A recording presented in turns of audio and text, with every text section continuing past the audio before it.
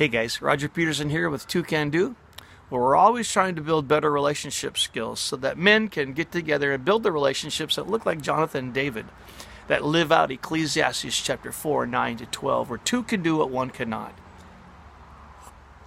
Because it's my assertion that the abundant life we all really want to experience is wrapped up in accomplishing the things that two can do but one cannot. So it's vital that we have these relationships where you're going to find yourself experiencing less than what you want to experience in life.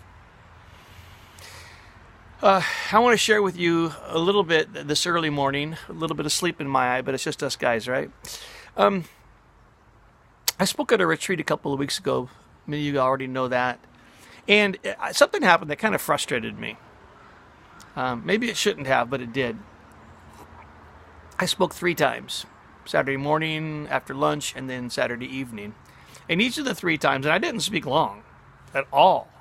It was amazing how short, because most of the time we spent practicing and building the skills about relationship, not just listening to me talk about it.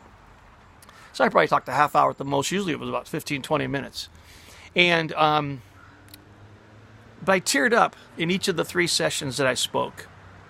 Didn't have a ball session. I didn't have to get on my knees and sob for 20 minutes. But I sort of had to stop talking, and you could hear it in my voice, and I had to wipe my eye. And the reason why it frustrated me is because and maybe it shouldn't have, a lot of time when guys talk about relationships, they assume it's a female characteristic. That if relationships are important to you, then you must be a woman or effeminate. And I was trying to fight that. I was trying to be a manly man and talk and not cry at all. And the reality of it is whenever I talk about real stuff that's going on inside of me and real experiences I've had. And when I talk about that, I feel things. And if you feel things, you should express things. It's not good to feel things and not express them. So I guess it's a good thing that I cried, but it's frustrating because I didn't want to perpetuate the idea that you got to be a crying man if you're going to enjoy relationships and really dive into the relationships the Bible encourages us to have. The reality of it is that through those relationships, I have learned to feel again. Through the relationships of the last 15 years and the conversations that we've had, the work that I've done in my own life and helped other men do in their lives has allowed me to become a healthier individual. I actually feel things again. And I'm enjoying life. I remember when I first got into this thing, when I was 40 years old, 20 years ago, I was mad at God because life was boring. Nothing was going on. It was the same old, same old. I felt nothing. I was doing nothing. Didn't feel God's love. I didn't feel anything exciting going on. And I got to tell you, 20 years later now, it's the complete opposite.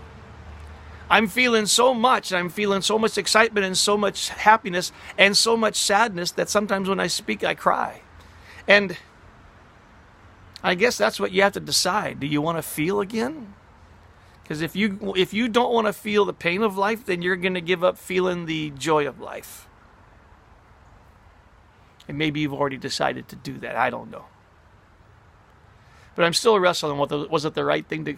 Well, I didn't decide to cry. I just did a little bit. But my encouragement to you is this. Feeling is a good thing. Feeling is one of those things that lets you know that you're alive. And if you're going to try not to feel sadness, then you're not going to feel joy.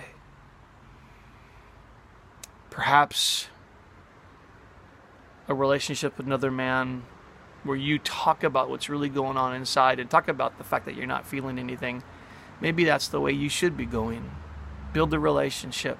Head back toward feeling again. Perhaps. You might end up crying 3 times in one day, and that's something you got to wrestle with. But feeling is good. Feeling's really good. I encourage you to be a part of Two Can Do, to grab some really good relationships, have some great conversations, questions, courage, and change, and find things stirring inside your heart where you're actually feeling again and finding that abundant life God has for us. Thanks for joining me. Bye-bye.